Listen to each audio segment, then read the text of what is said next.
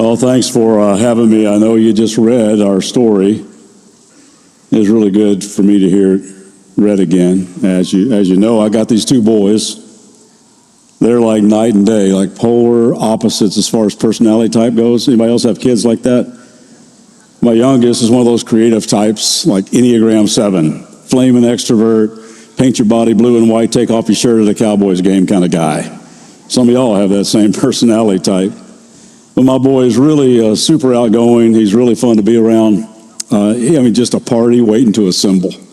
That kid has more talent in his little finger than most people have in their entire body. But he struggles to reach his full potential. You know people like that where you just think to yourself, man, if you would just apply yourself, you would accomplish unbelievable things with your life. He really is an amazing kid with so much potential. But like every personality type, there's a flip side, a shadow side. If any of you have that personality type, then you know the flip side of your charming, fun-loving, spontaneous ways. My youngest boy is, how you say, undisciplined, really unorganized. He procrastinates a lot, likes the spotlight, can sometimes be a show-off, even a little self-centered. Honestly, sometimes a lot self-centered. And you can see those tendencies when he was just a little kid. It was always, look at me, look at me, look at me. He was always like putting on little skits in the family room, and he had to be the lead character. He would make his older brother be like the cow in the story, which was fine with him because he didn't want to speak in part anyway. But my youngest was always colorful and funny and articulate and loud and the center of attention. And he was always a bit unpredictable, very impulsive. And as he grew, he became a free spirit without any thought for long-term consequences. It's been my experience that sometimes those types of people get easily seduced by instant gratification. Their desire seems so strong to them that they can even become like addicted to a lot of stuff. And it just kills me to watch anybody battle that. See, my boy has a tendency to let his impulses and his appetites jerk him around. Or as he puts it, I just follow my heart. Doesn't always think things through. He's made all kinds of questionable decisions, some really, really unwise decisions, even tragic choices. But still, he's my boy. And I can't help but love him. That smile, the charisma, the charm. There's an authenticity about him that people, frankly, I find attractive. Even when he's bad, he's authentically bad.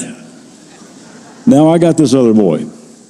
He too is an awesome kid, and I love him with all my heart as well. But again, they are like polar opposites. My older boy is more of a thinker. He's more analytical. Anybody else like that? He's a bit introverted. Doesn't mind working on a project all by himself. He actually prefers it that way. Likes to tackle a challenge. He's a problem solver type. And he never, ever, ever got in trouble growing up. Like a really good kid. Unlike his younger brother, he wasn't much of a risk taker. Always hated going off the high dive, didn't like roller coasters whatsoever. While his brother was out surfing with his buddies, he was back at the beach by himself making elaborate sandcastles, always organizing things, super, super smart. And you know what? That's a great way to be. And I just love who he is. He is such a reliable, predictable, trustworthy kid. Went to school to pursue an engineering degree, but switched to agriculture just so he could come home and help me run the family farm. He's a hard worker. He tries to do the right thing. He is such a good boy. A really good boy. Sometimes a little too good, if you know what I mean. You see, he can get so full of his own rightness that he thinks everybody else is wrong. He can be more than just a little opinionated. He's told me a bunch of times how I ought to run my business, thinks I'm way too soft, that I extend way too much grace, doesn't understand the leadership principle of putting people before profits. He has a really hard time extending a second chance to anybody. And just like my youngest, he has so much potential. If I could just get him to loosen up, if I could get him to embrace the fact that I'm his dad, not his boss. If he would try to watch me, how I run my life and my business, and just let me coach him, then he'd be able to enjoy life and other people so much more. See, I'm not sure he really knows how much I love him. And I long for him to slow down long enough to realize that. Now, I would be less than honest if I didn't tell you how much it broke my heart when my youngest said he was leaving. No plans, no itinerary, just out of here. Wanted to see the world, wanted to experience life. Said he was feeling kind of fenced in. And I tried to tell him that the best life had to offer was at home with me. But when he gets something in his head, even if it makes no sense whatsoever, because that's just what he was feeling in the moment, said he was going to throw himself to the wind and just see where it blew him. All he needed was some cash. And I knew what that meant. You know, it's hard on a parent when your kids see you only as an ATM machine. And I thought he might want a couple $100, but he asked for his inheritance early, which was pretty much telling me, Dad, I need you to hurry up and die. And honestly, that was tough to hear. It hurt. All I could do to choke back the tears, but I gave him the money and let him go. I'm telling you, it's one of the saddest days of my life. To watch my boy get in that car and drive away, knowing how badly he was going to mess up his life, just about killed me. Now, as your kids are growing up, you need to set loving boundaries, and you need to protect them from things that are going to hurt them. But when they get old enough to leave home, sometimes the most loving thing you can do is let them go. See, love really isn't love without the freedom to choose, and that's just what he chose. And I knew he was going to get hurt. I knew he would experience things that he shouldn't experience. I knew he was going to walk into some really dark places. I knew that he was going to use his charm to hook up with people that would only leave him abused and empty. I knew he'd be lied to. I knew he'd be manipulated. I knew he'd be used and chewed up and spit out. And I knew the money wasn't going to last. Because if you don't know this by now, no amount of money can buy happiness. I tried talking him out of it. He was raised in a loving environment. He knows right from wrong. But I had to let him go. It was his choice. And man, it is so hard to watch your kids make terrible choices. And I'm guessing some of you have made some terrible choices, haven't you? Probably even making them now. So I just want to encourage you to come out of the dark and choose to walk in the light, because if my boy was here today, he would tell you the same thing. There is nothing, absolutely nothing for you out there. I know it seems exciting and lots of people are doing it, but it will just leave you wounded and empty and full of shame and regret, and you're going to start to feel like a worthless nobody, which is so far from the truth. And I know some people who have read this story about my youngest son, and they say, see right there, you have to hit rock bottom before you look up. Let me just lovingly say, no, you don't. No, you don't. You can choose to see the light now. You can choose to humble yourself before you crash and burn, before you hurt a whole lot of people, including yourself. The last thing I want to see is for any of you to hit rock bottom. Realize the direction you're walking, turn around, and come home now, before the damage is too great. And if you'll do that, like my youngest, you'll find the love of the Father waiting for you. Man, my boy smelled so bad, but he smelled so good. Talking about that day he came home, he was absolutely filthy. He hadn't shaven in weeks, had breath that could just knock you over. But I didn't care. I kissed him. Yeah, I saw him coming up the road, because I've been standing at the gate every single day looking for him. And when I saw him, I'm telling you, I ran. I mean, sprinted. And I still got it. I ran like a 4.5 in college. And when I saw how broken and contrite he was, I'm talking really broken, not faking it. Broken. I just lost it.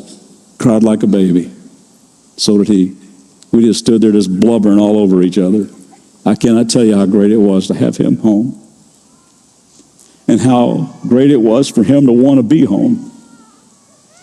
I loved that kid and missed him so much. Now he thought he was probably going to get kicked out of the family. Not even close. He's my kid. All was forgiven. My boy was home. And man, how we partied that night. We pulled out all the stops. We had so much fun, so much music and dancing, tons of food. I got a bunch of pictures on my phone. I will never, ever forget that night. But I got to tell you, it broke my heart when my other son, you know, the good boy, he wouldn't come to the party. He was so angry, so filled with disdain that he wouldn't even call him his brother. Referred to him as the son of yours. He couldn't believe that this rebel had the nerve to ever show his face around here again. And the thing is, he was mad at me. He was upset about the way that I accepted and I embraced and expressed my joy at his brother's return. He was jealous. Can you believe it? He wasn't happy at all to see his little brother. I mean, you could see the disgust in his eyes. It was almost hate. It was like he wished that his brother would have died. Because he sees his little brother as a huge embarrassment to our family. He wouldn't even speak to him, still won't. Not a handshake, not a hug, nothing. Broke my heart. Still does. You see, his heart has gotten to the place where it's like I owed him. Like he had never captured the fact that I love him unconditionally as well.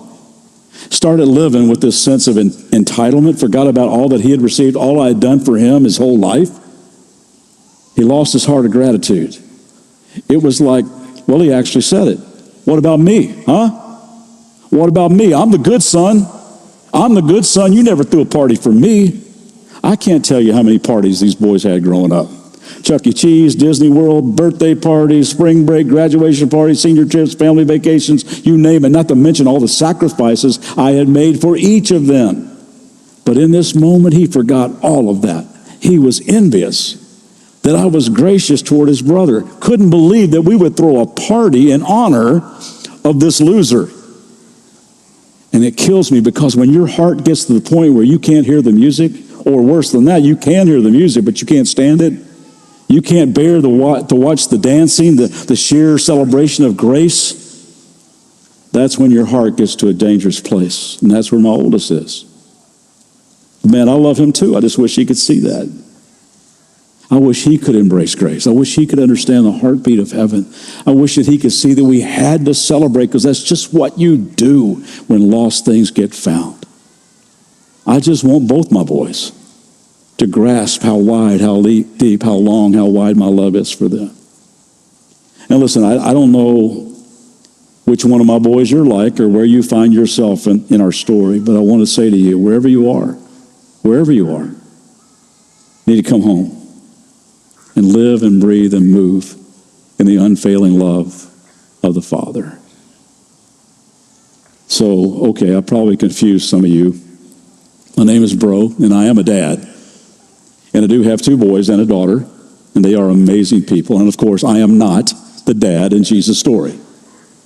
But I wanted to do it this way so that we might see ourselves somewhere in this story. And I can't pretend to completely know all the inner workings of the heart of God. But gang, Jesus clearly intended for you and me to get a glimpse into God's heart through the Father in this story. Did you catch why Jesus told this story in the first place? Let's go back to Luke 15, verse 1. Tax collectors and other notorious sinners often came to listen to Jesus teach. This made the Pharisees and teachers of religious law complain that he was associating with such sinful people, even eating with them. So, Jesus told them this story. The religious leaders had become the older brother, full of disdain for those people. They put people in categories, rank them in order of importance with themselves always at the top. You ever been there? Man, I have. In fact, Mike Breaux has been both sons. The one boy out there chasing his appetites, doing his own rebellious, self-destructive thing. Then, tragically for a while, I became the other boy, self-righteously offended by God's grace toward other people who weren't nearly as good as me. I stand in such desperate need of the forgiveness and grace of God. And these days, I'm becoming more and more captured by the Father's heart. And I want to spend my days searching and pursuing and praying and loving and longing for the one to come home. Because I've had the prodigal heart and I've had the older brother heart. And I never want to go back to either. For the rest of my days, I want to embrace the heart of the Father, because he's the shepherd who leaves the 99 and goes after the one. He's the one who sweeps the house, turns over heaven and earth, searching for that priceless one. He's the Father who stands by the gate, watching, waiting, longing every day for a glimpse of that one coming up over the horizon. He's the one who explodes with joy every time a lost one is found. And he's our Creator who wants everyone to come home. And when you're captured by the heart of the Father, you care about the one. You search for the one. You sweep, you wash, you share, you love, you care, you rescue. You find ways to point them home.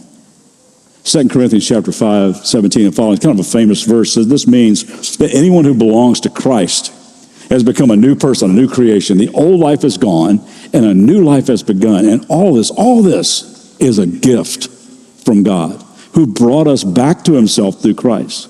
And now God has given us this task of reconciling people to him. He's saying, as new creations, made new only by the gift of God's grace, we are now called to be Jesus' witnesses, his ambassadors, grateful people who see life and people through his eyes, and we partner with him to bring people home. I took a road trip one time to the Outer Banks of North Carolina, and I toured a few of those, the old life-saving stations. I started back in 1874. There were 7 shacks up and down the East Coast. They were the forerunner of the United States Coast Guard. And that little stretch of barrier islands on the East Coast was prone to shipwrecks. In fact, it was nicknamed the graveyard of the Atlantic. So, trained but unpaid volunteers, men and women, would take shifts. They would man lighthouses, they would walk the beach, they would ride horseback up and down the coastline, watching for ships and people who might be in distress. And when a rescue was needed, they would brave all kinds of riptides and rocks and swirling currents. It was so cool reading about these people. And I was super moved by their motto. Their motto was this: although we may not come back, we will always go out. Although we may not come back, we will always go out. And so I'm standing there at the Outer Banks, and it struck me that the church, we're called to be a life-saving station. Not an exclusive members-only kind of club where we are comfortable and we are safe and we're glad that we're in. But people who know that they have been rescued, so with the same kind of resolve, they go after the one who needs to be rescued. And so we build authentic relationships. We generally serve other people in practical ways. We pull up close. We listen well. We offer hope. And we point them to Jesus, the one who rescues.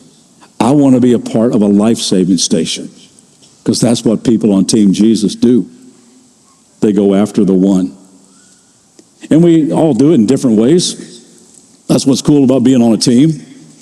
Some of you are wired up as bold intellectuals, schooled maybe in theology, maybe in apologetics, and you can just lovingly engage a skeptic in a very effective way. I think of my buddies like Jeff Vines and Lee Strobel, guys like Cliff Nechtel, Josh and Sean McDowell. Our own Pastor Josh is really, really good at that. Just people who have an ability, have a gift to answer questions and then humbly and respectfully dialogue about truth. Some of you have that gift. Some of you are like, you're just extroverts who never meet a stranger. You strike up conversation with people in line at the grocery store, at a restaurant. I mean, you're on an airplane and you're talking to the person right next to you, and the next thing you know, you got the tray table down, you got a napkin, and you're drawing a diagram on the napkin, and when you're making your final descent over that lake that's close to DFW, that person turns to you and says, look, there's water. Why can't I be baptized? Some of you just have the gift of evangelism. You just do. Some of you are more testimonial. Maybe you're walking out your 12th step these days. You just share the story of how God reached down and pulled you out of a pit, and you say, listen, I don't have an answer for all your questions, but I do know this. I once was lost, but now I'm found. Was blind, but now I see. Some of you are more invitational. You're always dropping an invite. Man, I'd love for you to come check out our group sometime. I'd love for you to check out students sometime. It's super awesome. I'd love for you to come to our church. I think you really like our church. I'll pick you up, man. I'll meet you in the lobby. I'll save you a seat.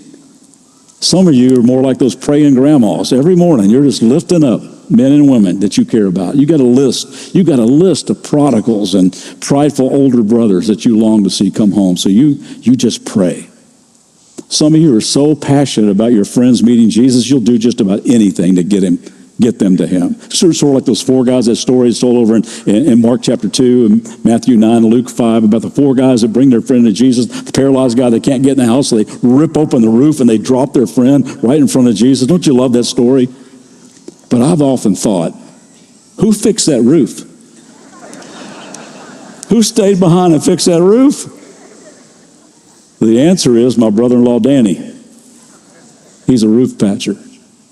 Unbelievable carpenter. I don't know anybody as good as him. Man, a few words, minimalist, just serves people. Years ago, took his truck to a good old boy mechanic named Ricky, who worked out of his farm in the middle of nowhere. I'm talking the middle of nowhere. Well, they got talking about his shop and mechanics and stuff and his land, and he said he needed somebody to do a project on his barn. It was falling apart.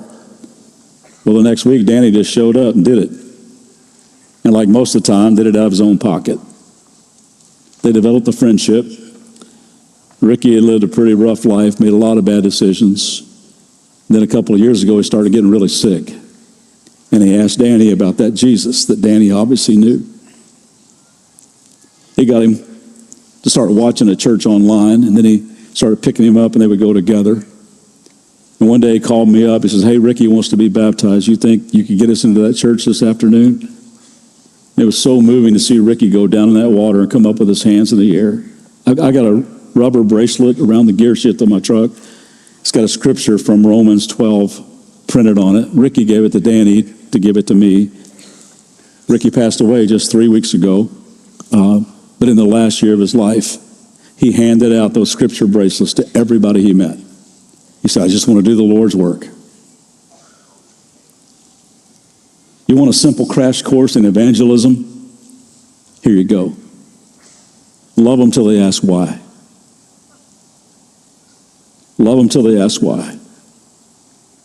Now, of course, there is a time to boldly speak truth. I mean, Jesus, talking about his word, said, "And the truth will set you free." So according to Jesus, truth is a key that unlocks prison cells. Truth is a key. Truth is not a hammer. When you see truth as a hammer, then you will see people only as nails that need to be pounded. People need to know the truth, but we always have to speak it wrapped in grace. Like it says in 1 Peter 3:15, "But in your hearts revere Christ as Lord. Always be prepared to give an answer to everyone who asks you to give a reason for the hope that you have. But do this with gentleness and respect." Gang, our tone matters. Our tone matters. Let me show you a picture of our dog, Cricket. We inherited this dog from my mother-in-law who passed away this year. He's a great dog. He's a Cavadoodle, something like that. I can smile and sweetly say, "You are the dumbest dog. You're so ugly. You're so stupid. I wish we'd never brought you home." "Yes, you are." He'll wag his tail. But I can scowl and yell, "You're such a good boy.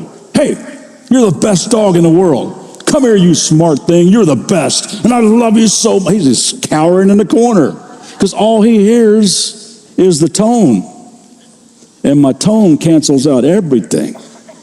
Listen, nobody's argued into the kingdom. Nobody has shouted down into the kingdom. Nobody is demeaned or devalued or dehumanized into following Jesus. And sarcasm is not a gift of the Holy Spirit. I'm not sure where she got it, but I love this quote that Debbie has hanging on our fridge these days, just so our grandkids can see it. It says, "We do not draw people to Christ by loudly discrediting what they believe, by telling them how wrong they are and how right we are, but by showing them a light that is so lovely that they want with all their hearts to know the source of it." You see, you and I have never locked eyes with somebody that Jesus didn't die for.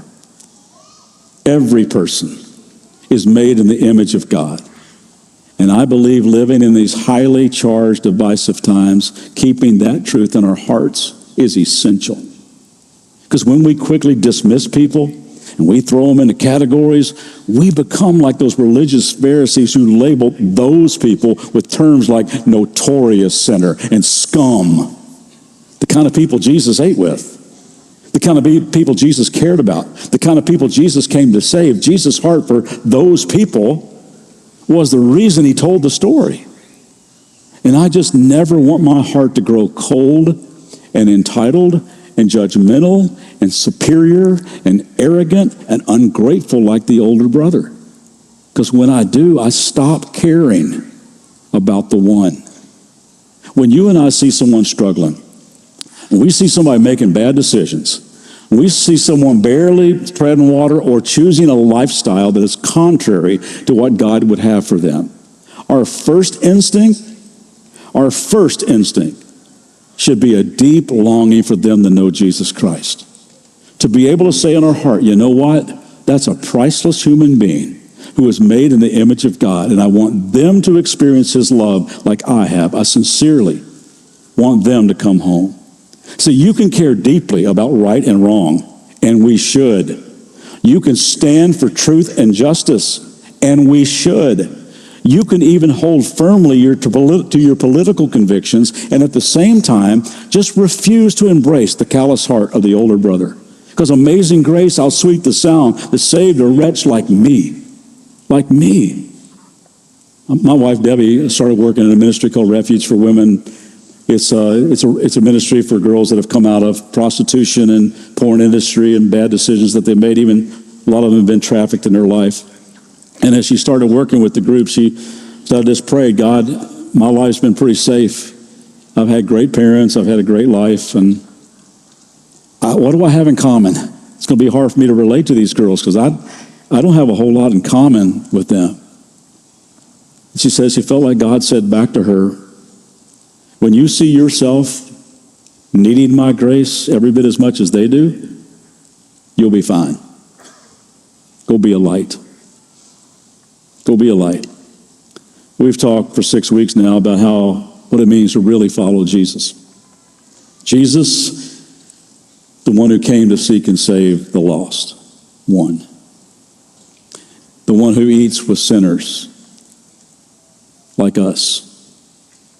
The one who pursues lost sheep like us. The one who turns the world upside down searching for the priceless one like us. The Father who stands by the gate watching, waiting, longing for people like us to come home. That's what he does. That's what his followers do as well. I've had this quote from Ian Watson in my office for years now. I love it. He writes, we live on a contaminated planet. It's contaminated on every level. It should have been quarantined from heaven. No reasonable God would go near it with a 10-foot pole. But Jesus is no reasonable God. He became a human being. He took on your uncleanness and mine. But instead of the world infecting him, he infected the world. With his immaculate infection, it's still spreading. What do you say we go infect our world? Let's embrace the heart of the Father. And let's go after the one. And just love them till they ask why. Jesus, thank you for telling the story. I don't know where any of us are in that story, but I know I've been all over the place, trying to embrace the heart of the Father every day now. Lord, I know there are probably some that are kind of more identifying with the prodigal, or they know people that are, and I just pray that maybe even right now they just come to their senses and come home, know that the love of the Father waits for them, that you're ready to embrace them and celebrate their return home. And God, maybe some of us have drifted, and we forgot that we were recipients of amazing grace too. And we've started kind of embracing the heart of the older brother, and we see people in different ways. We want to see people through your eyes, Jesus, through your eyes. Thank you for choosing us to be your witnesses, to be your ambassadors. And I pray that even as we leave this place today and all week long, we'll be that person that really cares. And I pray it all in your name. Amen.